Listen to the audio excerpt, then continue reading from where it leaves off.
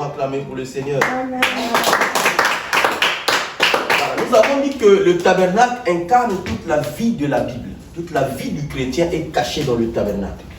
Et j'ai, excusez-moi, il y en avait deux, je crois. Je vais faire passer au fur et à mesure. À la fin, nous les aurons. Peut-être sur la page. Et les dimanches prochains, je crois que chacun de nous aura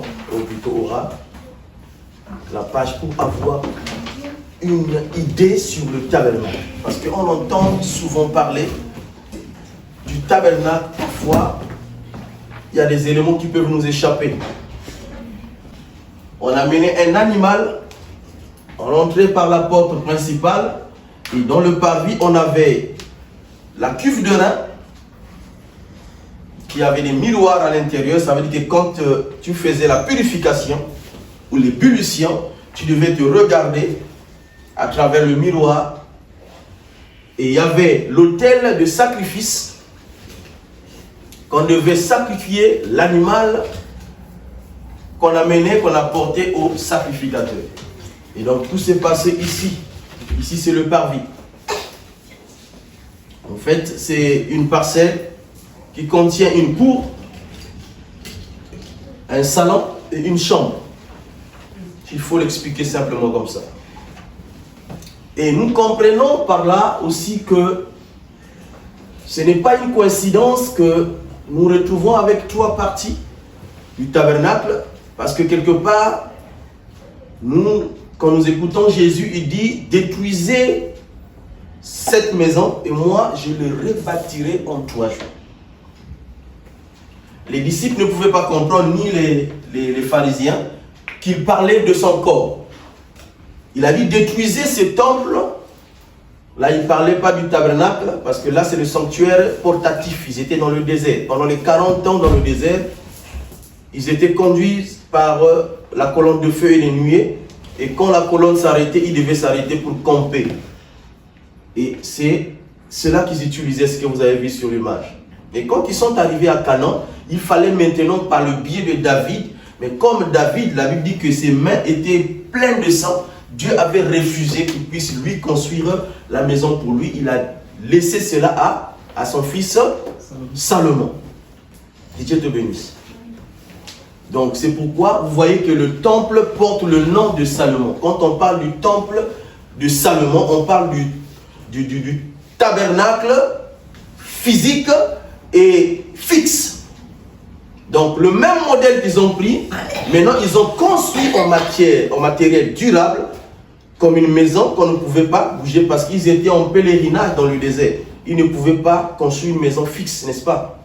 Il fallait une maison qu'on pouvait démonter, remonter et transporter. Et il n'y avait que les sacrificateurs, nous avons dit, la seule tribu en Israël parmi les 12 enfants de Jacob qui n'avait pas reçu de terre, c'était la tribu de Lévi. La tribu de Lévi. Lévi, fils de Jacob. Fils de Jacob. C'était la tribu de Lévi. Il n'y avait que Lévi, les enfants de Lévi, mais pas tous les Lévites. Dieu avait désigné les enfants d'Aaron. Parce que Aaron, qui était le frère aîné de Moïse, c'est lui que Dieu avait confié le service sacerdotal. Et il y avait ces enfants qui devaient être chargés de ce travail. Ils devaient se limiter là dans le lieu saint. Et seul le souverain devait rentrer une seule fois par an pour le service dans le lieu très, très saint. Amen. Amen. Et ce service s'appelait en hébreu le Yom Kippour. Donc le grand jour d'expiation. Et chaque Israélite était convié à y participer parce que toute l'année, durant 365 jours, ils se promenaient avec le péché sur eux. Une grande culpabilité. Hein? Ils étaient conscients qu'ils avaient des péchés, mais ils n'avaient pas la possibilité de faire la rémission de ces péchés tant qu'ils n'étaient pas encore arrivés au grand jour d'expiation. Ça faisait mal, hein?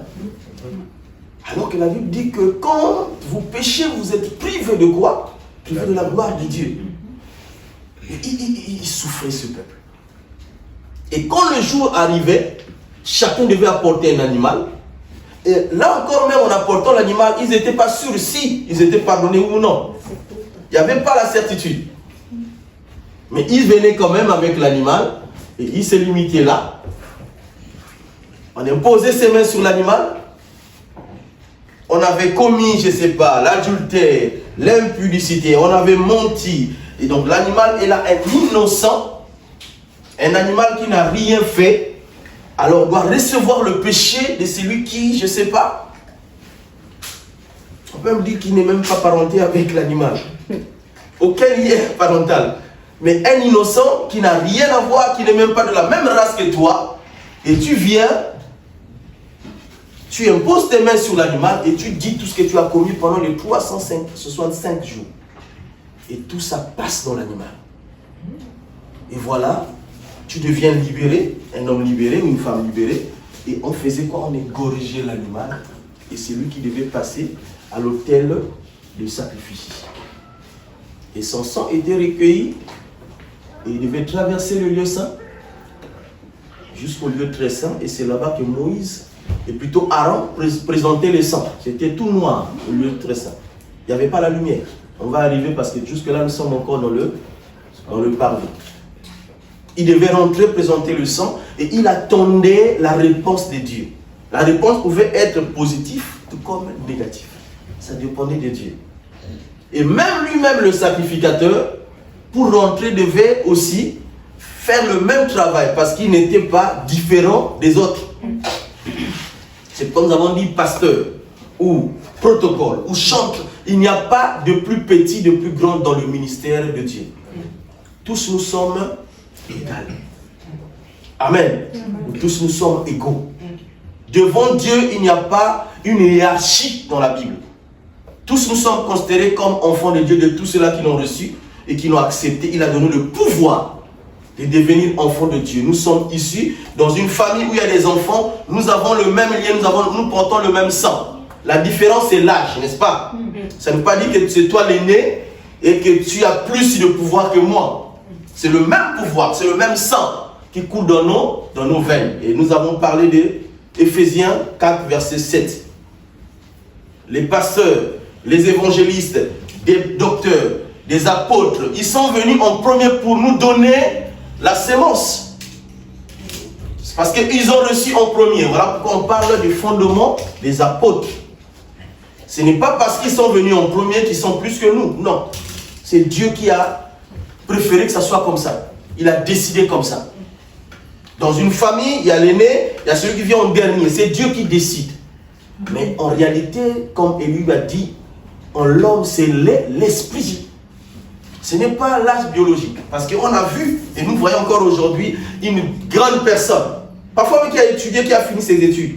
Mais quand vous écoutez parler avec quelqu'un qui n'a jamais été à l'école, vous sentez qu'il y a une différence. Amen.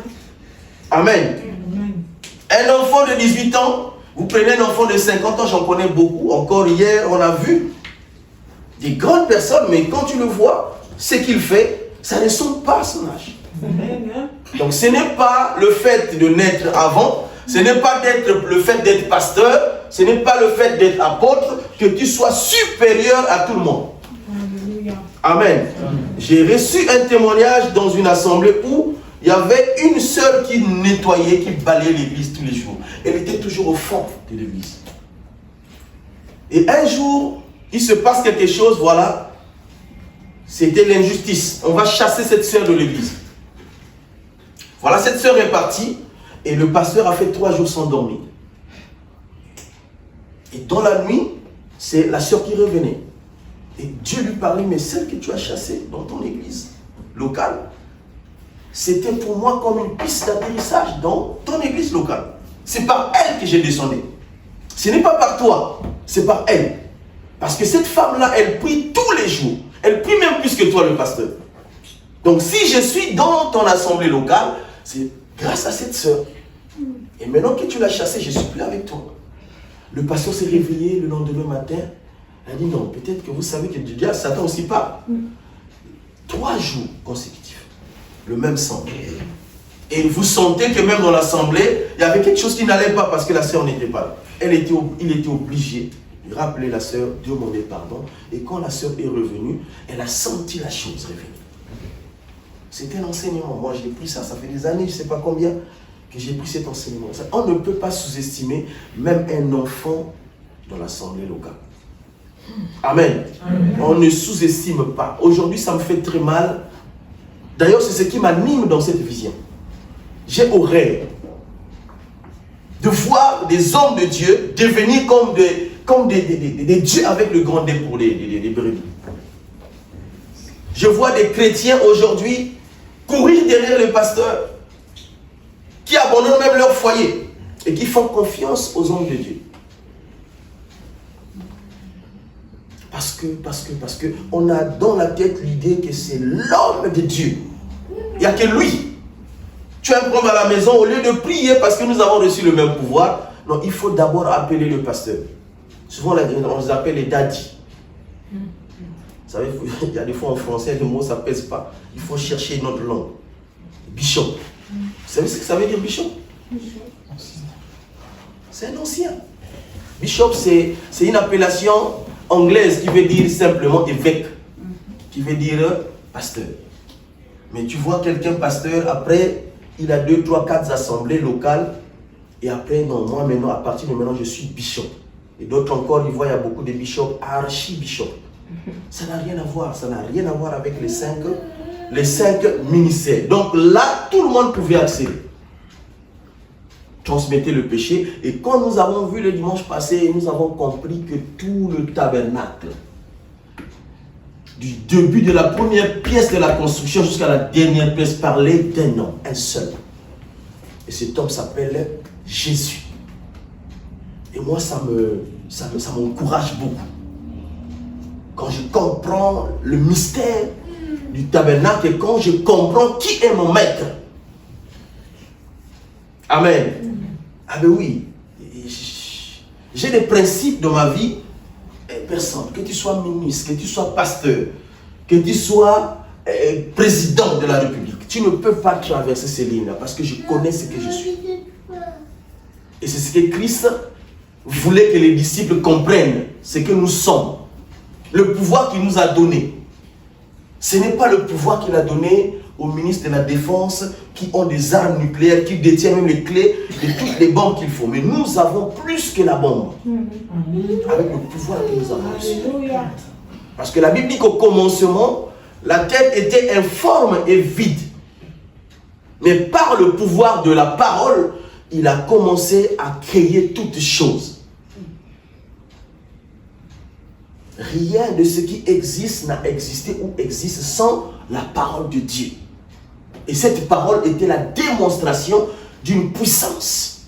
Il a dit, voici, je vous ai donné ce pouvoir. Si vous avez la foi, vous direz aux montagnes, déplace-toi. Et la montagne va se déplacer. Mais aujourd'hui, quand nous avons des problèmes, on pleure. On va voir souvent même les chrétiens, j'ai du mal à voir même les chrétiens aller consulter des païens. Mais tu ne sais pas la personne que tu parles. Parfois, il rigole avec toi, tu ne connais pas son cœur. Elle dit que quand tu as un problème, rentre dans ta chambre, ferme ta chambre. Parce que le Dieu que tu pries, avant même que tu lui adresses la première requête, il connaît ce que tu penses dans ton cœur. Tu n'as pas besoin d'aller expliquer aux gens. Satan n'aura jamais ton information tant que tu ne l'as pas libéré. Il n'a pas cette capacité-là. C'est pourquoi il rôde. En fait, il écoute. Dès que tu as parlé, il saisit, il informe ses autres acolytes. Et voilà, un tel a un projet de voyage. Maintenant, qu'est-ce qu'il faut faire? Il faut l'étouffer, il faut empêcher son visa. Alors, pour l'empêcher, comme on ne peut pas rentrer dans l'ambassade parce que là-bas, c'est aussi un terrain miné. Qu'est-ce qu'on fait? On le bloque. Ils vont chercher le moyen le plus facile que toi-même tu as délibéré, et c'est par là qu'ils vont rentrer. Pour te bloquer.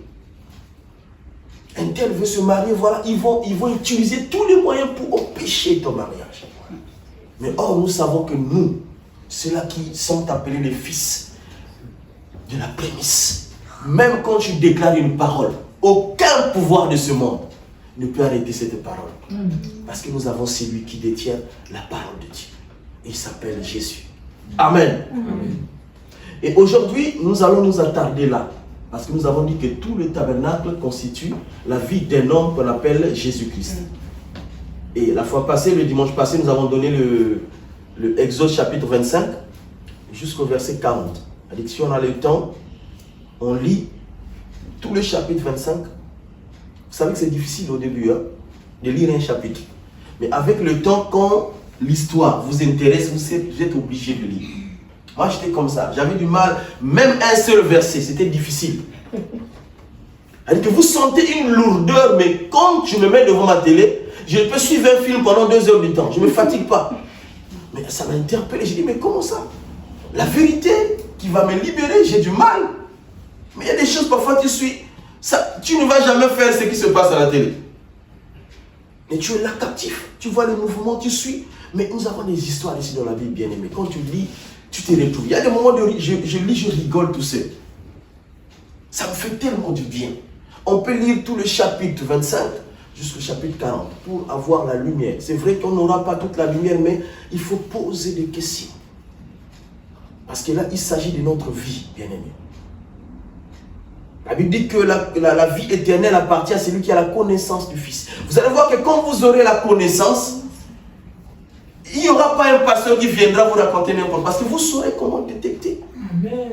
Ça, c'est la vérité et ça, ce n'est pas la vérité. Ça, c'est écrit et ça, ce n'est pas écrit. Amen.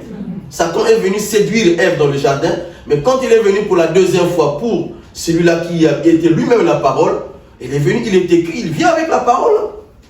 C'est des gens qui ont fait des études bibliques. Ils viennent avec des versets bibliques. Ils vous étalent un verset, mais le problème sera à l'explication de ce verset. Parce que tu peux lire un verset, il est écrit au commencement était la parole était avec Dieu et la parole était Dieu, mais il faut l'expliquer. C'est pas parce que tu as lu un verset et que je vais croire à tout ce que tu vas dire après ce verset. Non, les chrétiens libérés faisaient quoi? Ils écoutaient et quand ils arrivaient à la maison, ils examinaient les Écritures. Amen. Il n'y a pas plus grande indépendance, mais bien aimé, que d'avoir la connaissance de la parole de Dieu. Quand tu as la connaissance, tu deviens indépendant. Tu deviens indépendante. Mais quand tu n'as pas la connaissance, on va te demander d'amener 10 000 € pour acheter une petite bouteille d'huile d'onction. Si tu ne connais pas l'huile d'onction dans les Écritures, comment tu sauras que c'est faux? Alléluia. Mais pour celui qui connaît, il saura non. Ça, ce n'est pas normal. Moi et ma femme, c'était le mois passé, on exhortait un frère qui était dans une assemblée. Et on regardait les images de cette assemblée. J'ai dit à ma femme, tu regardes ça?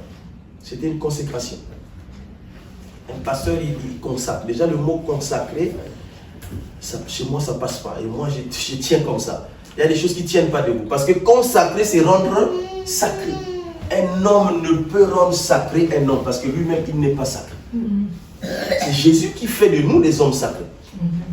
Donc, ces mots-là, nous ne devons pas l'attribuer aux hommes. Un tel, on attend un tel pour venir consacrer un tel. Non. Et on suivait comment la manifestation se faisait. Et j'ai dit à ma femme, tu regardes ça? Ça, c'est pas biblique. Ça, c'est des gens qui passent par la Bible, mais ils utilisent d'autres choses. En réalité, j'ai vu, j'ai dit, regarde ça. Ça entrait exactement avec la franc-maçonnerie. Regardez leur façon de s'habiller, regardez comment ils font les mouvements. Vous allez voir, parce qu'aujourd'hui, la franc-maçonnerie, on ne cache plus. Hein. C'est maintenant, vous voyez les vidéos, vous cliquez, tel président, on le fait rentrer, maintenant, il pose tout. Il ne cache plus. Et vous regardez comment ils font leur investiture au pouvoir, comment ils prêtent serment, et je regarde dans cette assemblée, c'est pareil. Parce que dans ma Bible, on ne m'a pas dit de faire ce qu'ils font. Je ne peux pas ajouter ni retrancher, n'est-ce pas? Et ça, pour arriver là, il faut avoir la connaissance de la parole de Dieu. Donc voilà, nous allons parler de la porte. Est-ce que quelqu'un peut nous lire Exode chapitre 26, du verset 36 au verset 37? On parle du voile. Voile extérieur. Exode chapitre 26, verset 36. Oui. Tu feras pour l'entrée de la tente un rideau bleu, pourpre et cramoisi, et de fin lin étoffe. Ce sera un ouvrage de broderie. Verset 37.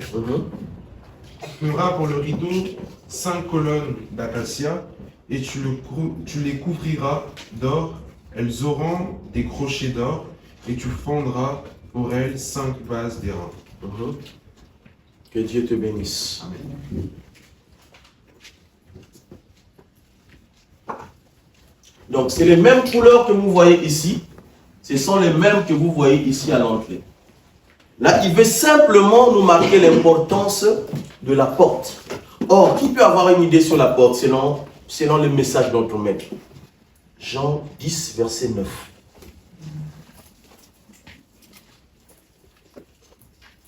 Le but de l'enseignement, c'est de nous amener à comprendre que tout le tabernacle part d'un seul homme. C'est Jésus. Jean 10, verset 9. Jean 10, verset 9. Je suis la porte. Oui. Si quelqu'un entre par moi, il sera sauvé. Je suis la porte. Si quelqu'un entre par moi, il sera sauvé. Il rentrera et sortira, et il trouvera des pâturages. Il entrera et il sortira et il trouvera les pâturages. Il est en train d'interpréter le parvis.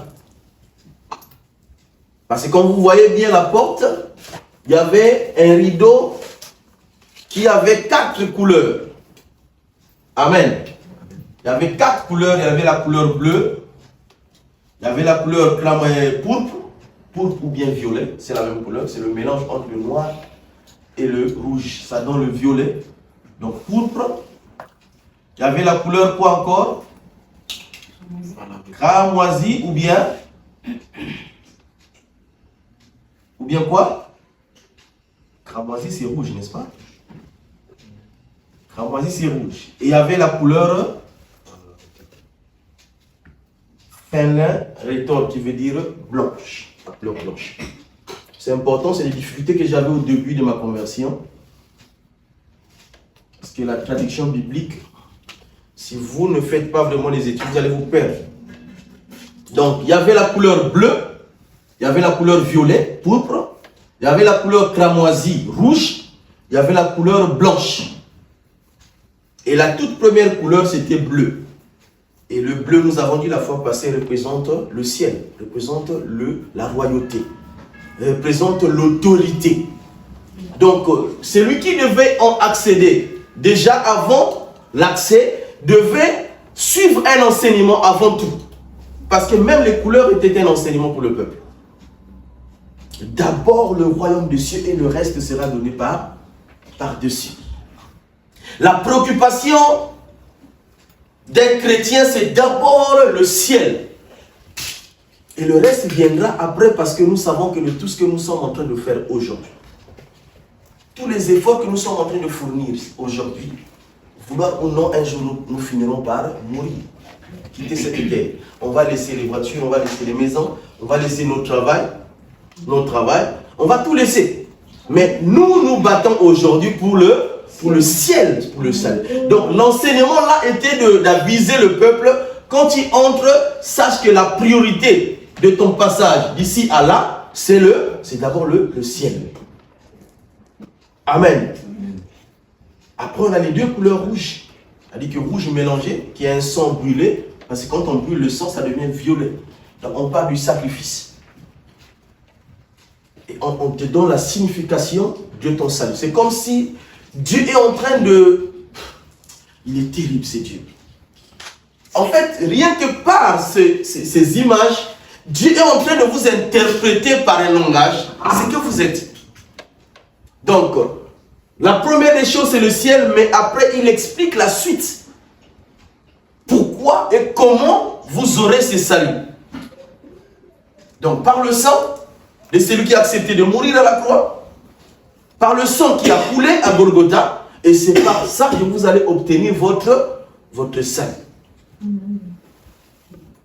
Et vous voyez que la couleur blanche, c'est la toute dernière couleur, fin lin rétort. Ça veut dire que pour y arriver là au ciel aussi, il faut avoir le temps de purifier nos péchés, il faut avoir le temps de nous laver, il faut prendre le temps de nous rendre purs, et c'est en ce moment-là que nous pouvons être appelés, parce que la couleur blanche c'est quoi? C'est la pureté, c'est la sanctification, c'est la droiture, C'est l'état parfait. Amen. C'est mis en dernière position. Et là, je rejoins Romains 8, verset 28. Ce verset aussi incarne beaucoup de choses dans la parole de Dieu. À tous ceux qu'il a appelés, toutes choses concourent au bien de ceux qui aiment Dieu, car de ceux qu'il a prédestinés, il les a aussi appelés, de ceux qu'il a appelés, il les a justifiés. On justifie par le sang, le rouge et le violet. C'est là la justification. Et Christ veut nous montrer que pour que vous ayez accès là, lui-même, il a payé le prix qu'il faut, du sang qu'il a versé. Non seulement que le sang a coulé, mais il a aussi accepté la logique du modèle d'Aaron. Il est venu sur l'autel des holocaustes et il s'est fait consumer lui-même. Le sang a changé les couleurs. Et c'est cela qui nous donne accès dans le royaume des dieux. Amen. Et c'est pourquoi Jésus disait, je suis la porte. Moi, je suis la porte. En fait, il disait aux Juifs, les choses qu'ils vivaient déjà dans le tabernacle, les choses qu'ils connaissaient déjà, mais ils avaient les capacités de comprendre ces choses. Je suis la porte. Je suis le berger. Celui qui entre par moi à la vie. En réalité, si tu ne rentrais pas par là, tu restais avec tes péchés pendant longtemps et Dieu venait après y tuer. À l'époque, Dieu tuait. Physiquement. Il te tuait. Alléluia. Amen. Donc voilà un peu la porte. Les 4 couleurs de la porte. Donc si aujourd'hui on vous pose la question sur la porte, je crois qu'on peut sortir des éléments qu'il faut pour dire voilà, parce que quand la Bible nous présente l'ancienne alliance, il dit quoi? C'est quoi l'ancienne alliance? C'est l'ombre des choses à venir. Ou bien encore il dit que l'ancienne alliance était un pédagogue pour nous. Un pédagogue, ça dit que c'est l'ancienne alliance qui nous a amené jusqu'à la grâce.